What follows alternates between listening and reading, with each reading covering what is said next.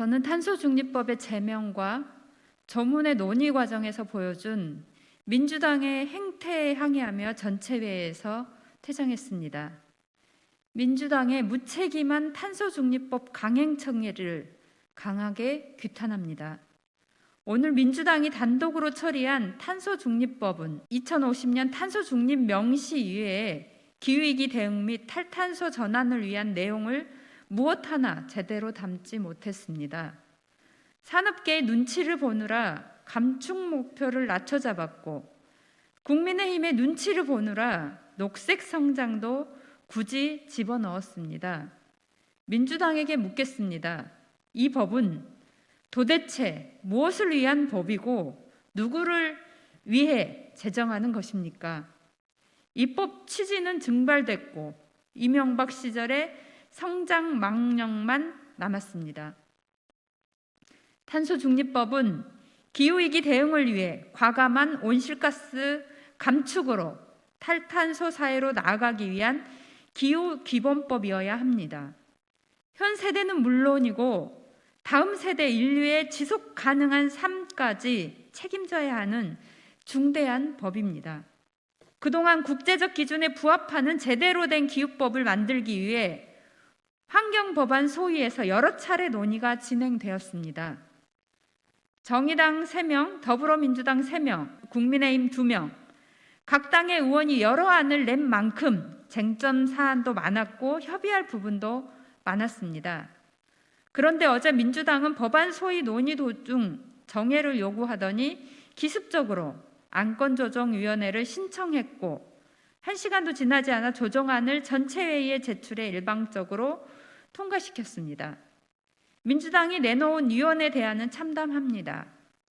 2018년 대비 50%를 감축해도 IPCC 공고안에 미치지 못하는 상황에서 2030년 온실가스 감축 목표를 2018년 대비 35% 이상으로 명시했습니다. 더군다나 구체적인 감축 수치는 시행령에 명기하기로 결정했습니다. 국회가 책임지고 입법해야 할 기후법을 결국 정부에게 떠넘긴 겁니다. 정의당과 제가 기후정의법에서 제시한 2030년 온실가스 감축 목표는 2010년 배출량 대비 50% 감축입니다. 이 수치도 2018년 IPCC가 공고한 최소한의 감축 기준에 불과합니다. 그런데 정부와 여당은 2030년 온실가스 감축 목표를 재정법에 담기 어렵다며 발뺌하더니 안팎의 비난이 거세지자 감축 수치를 면피형으로 넣었습니다.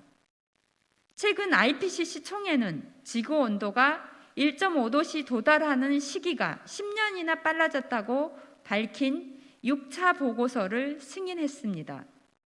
급격히 상승하는 지구 온도와 기후 재난을 막으려면 그만큼 탄소 배출량에 비례해서 서둘러 줄이는 방법밖에 없습니다.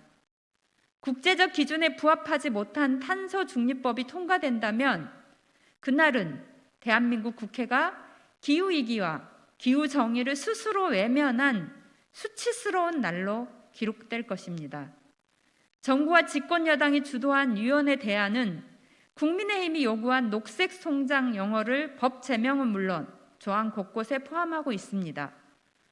국민은 녹색 성장을 앞세워 진행한 이명박 정부의 4대강 사업을 기억합니다. 무분별한 탄소 배출 사업을 지양하고 온실가스 배출을 줄이자는 법에 그린워싱으로 이용될 우려가 큰 녹색 성장 용어를 굳이 끌어들인 이유가 무엇입니까? 주요 쟁점 중 하나라는 법안 소위에서 중점적으로 논의하기로 예정되었으나 민주당의 갑작스런 안건 조정이 신청으로 이마저도 진행되지 못했습니다. 표결 직전 전체회의에서 저를 비롯한 여러 명의 의원들까지 4대강 사업으로 대표되는 녹색 성장이 법에 들어가서는 안 된다고 강력히 반대했지만 우격다짐으로 통과되고 말았습니다. 북미 폭염, 서유럽 폭우, 그리스 대형 산불 등 기후위기는 지구 곳곳에서 기후재난의 모습으로 우리 앞에 등장하고 있습니다. 2050년 탄소 중립을 위해서는 급격한 탄소 배출 감소라는 당장의 행동이 필요합니다. 2050년 탄소 중립을 선언하며 탄소 중립이 불가능한 NDC를 탄소 중립법에 넣는 것은 어불성설입니다. 이럴 거면 뭐하러 NDC 목표를 법에 명시했냐는 조롱이 벌써부터 나오고 있습니다. 아직 기회는 있습니다. 민주당은 탄소 중립법에 2030년 온실가스 감축 목표를 국제 기준에 따라 2010년 대비 50% 이상 감축을 반드시 명시하고 녹색 성장을 삭제한 제대로 된 기후법을 제출하길 바랍니다.